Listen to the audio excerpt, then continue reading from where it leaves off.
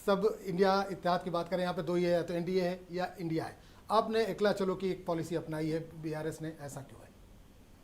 देखिए, यहाँ पर हम स्टार्टिंग से, पहली बात तो मैं शुक्रिया अदा करना चाहूँगा मुनसिफ टीवी का, जो मुझे आमद किया है इस डिबेट में, और हमारे जो ख़ास लोग हमारे साथ जुड़े हुए हैं। मैं सुन रहा था जब से कि फिरासत अली बाखरी साहब जो हमारे बीजेपी के नेता हैं, उन्होंने बता रहे थे कि जो सब हमारे अब की बार 400 पार का जो नारा है उनका वो सफल होगा। मैं भी मुनसिफ टीवी के चैनल के थ्रू सभी व्यूअर्स को और आपको हमारे ये अश्योरेंस देना चाहूँगा कि 175 पार होना मुश्किल है भाजपा गवर्नमेंट। 175, मेरा वर्ड्स को नोट कर लीजिए, फिर अपन इलेक्शन के टाइम पे बैठेंगे इंशाल्लाह, फिर आप मुलाकात आप बुलाइए, अपन फिर बात करेंगे। मैं हाँ ऊंच नीच आगे या पीछे कुछ हो सकता है, मगर 175 मैं आपको गारंटी के साथ बोल रहा हूँ ये पार नहीं कर सकेंगी। मेरा दूसरा, साउथ में नुकसान होगा? साउथ में तो अब पूरा वॉश आउट है बीजेपी, जैसा कि पूरे 2019 में भी जो है साउथ में से जो पूरा वॉश आउट थी बीजेपी, अभी भी पूरा साउथ। बीजेपी का इंटेंशन ये है कि हम ज्यादा से ज्यादा जितना नॉर्थ 4 सीट जीतते। साहब एक मिनट जरा कंप्लीट करने दीजिए। आप जो है अपने नॉर्थ में पूरा अपना कदम जमाने की अपनी पकड़ जो लूज हो रही है नॉर्थ में, जैसा कि वेस्ट बंगाल में, नॉर्थ ईस्ट की बात करूंगा मैं, वेस्ट बंगाल में जो है और अपने जो है बिहार में जो आपकी पकड़ लूज हो रही है, आप वहां पर बोगलाट का शिकार हो गए। जो राजस्थान में पिछले फर्स्ट फेज में जो 13 सीट पे जो पोलिंग हुई, वहां पर आप जो है नरेंद्र मोदी जी बोगलाट का शिकार हो गए और अलाम फलाम बोलना स्टार्ट कर दिए। अब 12 सीट पे जो है आपका जो अपना इलेक्शन है बोल के वहां पर राजस्थान में, और फिर बोलते हैं एक स्पीच में बोलते हैं कि हम जो है अलाम फलाम बोलते हैं मुसलमानों के बारे में, फिर एक स्पीच में आके बोलते हैं कि हम मुसलमानों के साथ काम कर रहे हैं। ये पूरा चेहरा नरेंद्र मोदी का पूरा देश हिंदुस्तान देख चुका है। ये चेहरा नरेंद्र मोदी का जो झूठा और जुमलेबाजी का चेहरा है पूरा हिंदुस्तान देख चुका है। और यहां पर 2024 में मैं उम्मीद करता हूं कि हर भारतीय और हिंदुस्तानी से कि ये भाजपा गवर्नमेंट को रिजेक्ट करेंगे। जो सेक्युलर टाइप के मुसलमान हैं, जो सेक्युलर टाइप के हिंदू है, कौन सेक्युलर है, कौन सेक्युलर है वो तो बताइए। सर्टिफिकेट कांग्रेस बांटती साहब, उनसे पूछिए। इसलिए कौन सेक्युलर मतलब हमारा ये काम है कि जो हिंदुस्तान की जो डेमोक्रेसी है, जो हेल्थी डेमोक्रेसी के लिए लड़ता है, जो हिंदुस्तान की जो हेल्थी डेमोक्रेसी और साथ ही साथ जो संविधान को बचाने के लिए और उसको मानने के लिए जो लड़ता है, वो हमारे नजर में सेक्युलर लीडर है। आशीष जी, फैसल साहब से पूछ रहा हूँ, क्या जबान में तब्दीली आई है?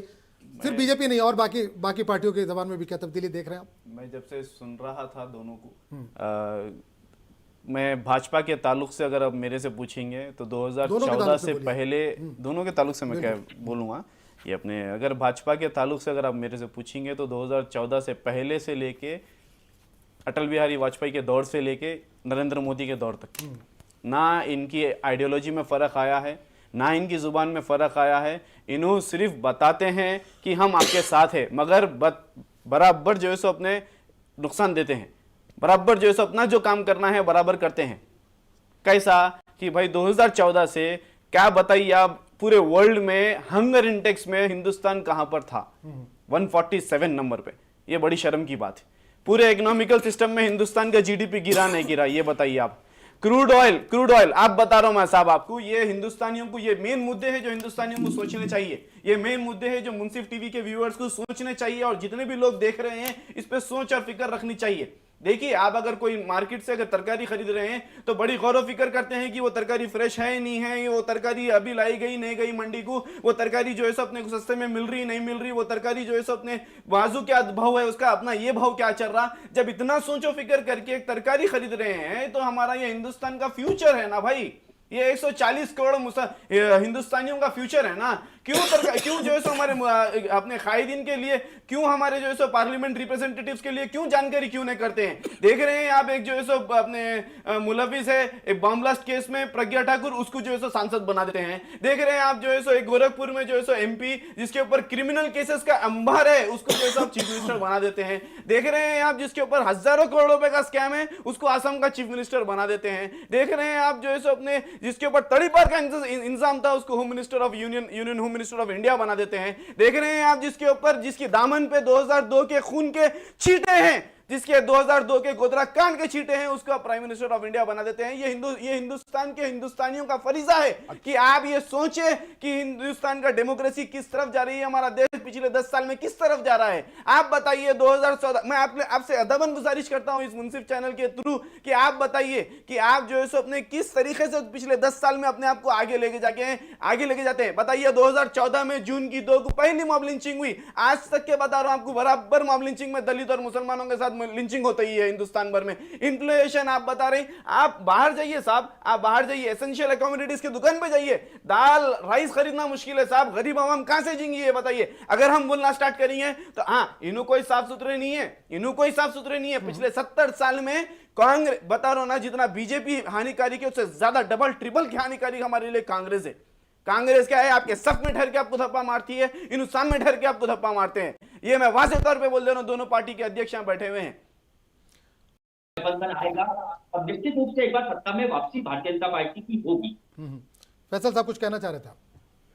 देखिए मैं आशीष जी का बहुत बहुत शुक्रिया अदा करूंगा कि हमारे साथ जो है सो हमको शर्फ हासिल हुआ उनके साथ बैठने का, क्योंकि उनके साथ जब बैठ रहा हूं तो मैं देख रहा हूं लगातार कि कुछ हमको सीखने के पॉइंट्स दे रहे हैं।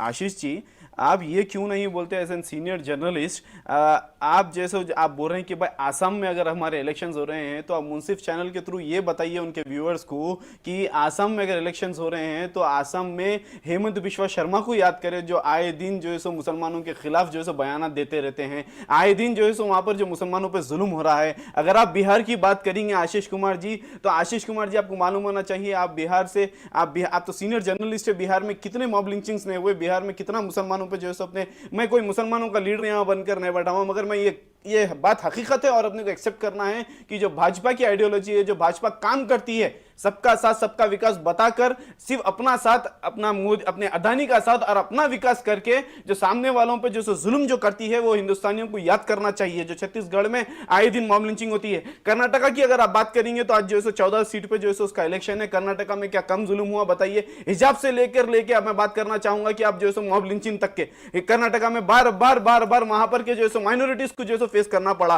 केरला में आप केरल स्टोरी बोल के जो नया लेके आए वो आपकी पूरी फ्लॉप गई बीजेपी की आइडियोलॉजी जो केरला में चली। मध्य प्रदेश में आए दिन देखते हैं जूनागढ़ से उज्जैन से लेके जो है अपने क्या नाम है अपने धोखा तक के जो है अपने जो भी मध्य प्रदेश के जो भी जो है अपने वो है डिस्ट्रिक्ट्स, वहां पर आए दिन जो है मॉब लिंचिंग्स चलते रहते हैं। महाराष्ट्र में तो आप खरीदो फरोख्त का बाजार खोल के रखे हैं। महाराष्ट्र में आप जो है यहाँ पर एकनाथ शिंदे को लेकर आप जो है खरीदो फरोख्त का बाजार लगाए हुए रहते हैं। आप जो है मणिपुर में आप पूरा हिंदुस्तान देख रहा है मणिपुर का क्या हालत है। आज पूरा मणिपुर जल रहा था, कई सालों से कई दिनों से जल रहा था मणिपुर, जो है उस पर आवाज उठाने की हिम्मत नहीं गई भाजपा गवर्नमेंट को। उस पर नरेंद्र मोदी से सवाल, आप बताइए पूरे हिंदुस्तान की हिस्ट्री में पूरे 10 साल में नरेंद्र मोदी जी एक टीवी डिबेट, एक जो है अपने प्रेस कॉन्फ्रेंस, एक जो है जर्नलिस्ट से इंटरेक्शन, कुछ भी नहीं। हिंदुस्तान को यह जानना चाहिए। राजस्थान में आप जो है 5 साल उनको 5 साल इनको बोल के जब आपको हाथ में भाजपा को 5 साल आते हैं, जब आप पूरा सत्यानाश और उसका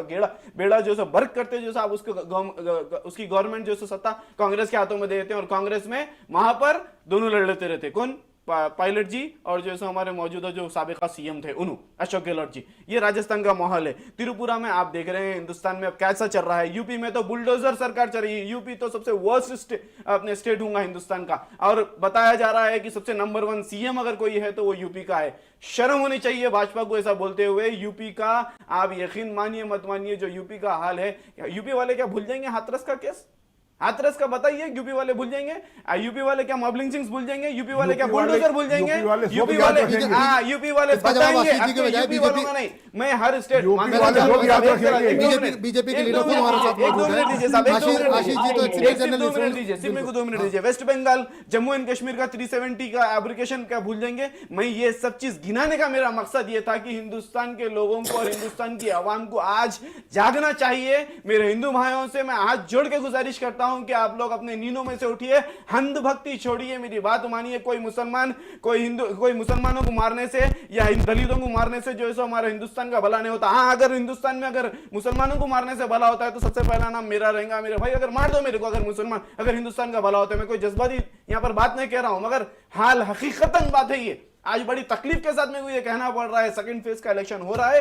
हिंदुस्तान के हर वो हिंदुस्तानी शहरी का अपने को फर्ज बनता है कि जाइए हेल्थी डेमोक्रेसी के लिए वोट करिए, अपने नेता को पहचानिए, अपने अपने निकलो जिलों से, एक ऑनलाइन वेबसाइट है वहां पर जाइए, वहां पर जाके अपना लोकसभा का जो एमपी है उसके बारे में मालूमात करिए, उसके ऊपर कितने क्रिमिनल केसेस है, उन्हें कितना पैसा है। आप देख रहे हैं तेजस्वी सूर्या जो कर्नाटका के एमपी है, उनका 3000% साहब मामूली बात नहीं है, 3000% उनका जो है उनकी आर्थिक व्यवस्था में जो इंक्रीज हुआ। कैसा हो जाता साहब, ये इतना अमीर कैसा हो गया उन्हें समझ में नहीं आ रहा। एक बीजेपी एबीवीपी का स्टूडेंट निकल के अपनी कविता में सोचिए आप। अरे कविता का छोड़ो साहब, कविता में आपसे सोचिए। सवाल है, आप बोलिए। किराए घर में रहने वाली मैं कहां से हो गई? सुनिए साहब, आप सुनिए, 4,000 करोड़ का दिल्ली का शराब का मामला साहब, आप सुनिए, 44,000 करोड़ आप कहां पर आ गए? इतने हजार करोड़। आप हेमंत बिश्वा शर्मा 25,000 करोड़ का स्कैम, कितने? 25,000 करोड़ ऑन रिकॉर्ड में प्रूफ के साथ देता हूं। हेमंत बिश्वा शर्मा की वाइफ बता रहा हूं, 25,000 करोड़ का स्कैम आप जो है उसको बाइज्जत बरी कर देते हैं। अजीत पवार का बताइए आप, कितने हजारों करोड़ का स्कैम है, आप उसको बाइज्जत बरी कर देते हैं। वॉशिंग मशीन, मैं आप कहना चाह रहा हूं, आप एक वॉशिंग मशीन साहब, अभी एलिगेशन प्रूव नहीं हुए। आप जवाब दे रहे, बीजेपी आपके साथ मौजूद है, आपने सवाल रख दिया, जवाब दे रहे, प्रूव हो रही, जवाब अगर हाँ सुप्रीम कोर्ट का फैसला अगर आ रहा है तो मैं बराबर बता रहा हूं, कभी आपके साथ नहीं हूं, मैं बराबर होंगे, मैं बराबर आपके साथ खड़ा रहूंगा। अगर बाकरी साहब को जवाब देने दीजिए। ये भारतीय जनता पार्टी का पुराना फलसफा है कि अपन जहां से पैर स्लिप हो रहा तो सामने वाले कंधा पकड़ के खींचता लो। आपका टीआरएस का पॉलिटिकल जलसा नहीं होता ये नहीं है। जुड़े हुए आशीष जी, आपके पास आना चाहूंगा कि बीजेपी लगातार दावे में, रोजगार में या हेल्थ सेक्टर में, लेकिन लगातार जिस तरह से हम बात कर रहे हैं, ग्राउंड लेवल की बात कर रहे हैं रिपोर्टर्स, सबसे बड़ी खुशी की बात मेरे को अभी ये मालूम हुई, आपके एक रिपोर्टर शाहरुख साहब जो बता रहे थे कि लोगों की जो अपने ये सोचो फिक्र है। हम भी यही चाहेंगे कि हर हिंदुस्तानी नागरिक होने का यही फरीज़ा है उसका कि यही सोचो फिक्र करे कि हमको हमारी रोटी में कहीं आसानी हो जाए, हमको जो है एक अच्छे खाने को मिल जाए, हमको जो है अच्छा रहने को मिल जाए, रोटी कपड़ा और मकान आप सुने होंगे। यही चीज़ है कि जो मेन जो बेसिक मुद्दे हैं, हमको जो है हिंदुस्तान में रहने के लिए हम पे से गरीबी हटाया जाए, हमको जो है 2 वक्त की रोटी सही क्यों ना हो वो इज्जत के साथ मिले, हमको भी यही सोचना चाहिए। बड़ी अच्छी बात है। मुंसिफ टीवी के व्यूअर से भी मैं यही कहना चाहूँगा, जो सेकंड फेज के जो अपने वोटिंग देने के लिए जा रहे हैं या कोई आपके आसपास भी है तो उनको ये टीवी के मैसेज के थ्रू ये बताइए कि आप जो है ये दिमाग में रख के जाइए कि अगर आपका जो, मैं पहले भी यही कह चुका हूं कि अगर आपका जो पार्लियामेंट सेक्टर में जो आपका जो लोकसभा कॉन्स्टिट्यूंसी में जो एमपी जो कंटेस्ट कर रहे हैं उनके बारे में मालूम करिए, उन्हों कैसे है, क्योंकि ये आप किसी से डरने की जरूरत नहीं है, किसी के जो है अपने अंधभक्ति करने की जरूरत नहीं है। सिर्फ आपको जो यही दिमाग में रखना है कि इन्हों हमारे तरीके से हमारी पार्लियामेंट्री कॉन्स्टिट्यूंसी को इन्हों रिप्रेजेंट करते हैं। हम अगर इनको अच्छी तरीके से भिजाएंगे, हम अगर अच्छे कैंडिडेट को अगर भिजाएंगे तो देश का प्रधानमंत्री भी जो है एक अच्छा कैंडिडेट ही निकलेगा। इसको सोचने की ज्यादा जरूरत है। रोकना चाहूंगा, इस वक्त बड़ी खबर आ रही है जैसलमेर से, जो वहां पे जो है खाते किसी का, गाते किसी का है, तो जिसका खाए उसी का गाय। यस, हकीकत बात है। जैसा कि एक एग्जांपल मैं आपको देना चाहूंगा कि ऐसे ही एक सईदाबाद की पुलिस स्टेशन की जो एएसआई साहिबा थी, उन्होंने जो जाके मैडम को जो गले मिल ली है। आप बताइए ना, कांग्रेस एडमिनिस्ट्रेशन था, उनका घर है तो उनका गाना था, जवाब दीजिए इसका। कांग्रेस भी हमारे साथ है जी, बताइए क्या क्या कहना चाहिए। अभी जो इमेज सामने बोल के बोले हमारे बाकरी साहब, इसके ऊपर जो है अभी बाकरी साहब जहां पर जो है सो कई एरियो में जो है सो लोग 4 तारीख को जो रिजल्ट आएगा वो डिफरेंट आएगा। फैसल साहब, आपकी पार्टी कुछ प्रेशर में दिख रही है कविता को लेकर, सही है ये? देखिए, मैं पहले भी यही कह चुका हूँ, क्यों कविता कर रहे लोग। कविता नहीं, जिस तरह से मैदान में होना चाहिए उस तरह से मैदान में नहीं है। कविता मैडम का मैटर जो है सुप्रीम कोर्ट में है, अभी नहीं, फैसला आना बाकी है, अंडर इन्वेस्टिगेशन है साहब। मैं भी नहीं बोल सकता उस पर, आप भी नहीं बोल सकते कुछ भी। जिस तरह से मैदान में इन्वेस्टिगेशन टीम है, अंडर इन्वेस्टिगेशन। अमित शाह को तड़ीपार बोल सकते हैं, क्यों साबित है? आप जो है कविता को अंडरस्टिमेट बोल रहे हैं। तड़ीपार साबित है, तड़ीपार कर दिया गया था, इसलिए बोले तड़ीपार कर दिया गया, तड़ीपार हो गए थे।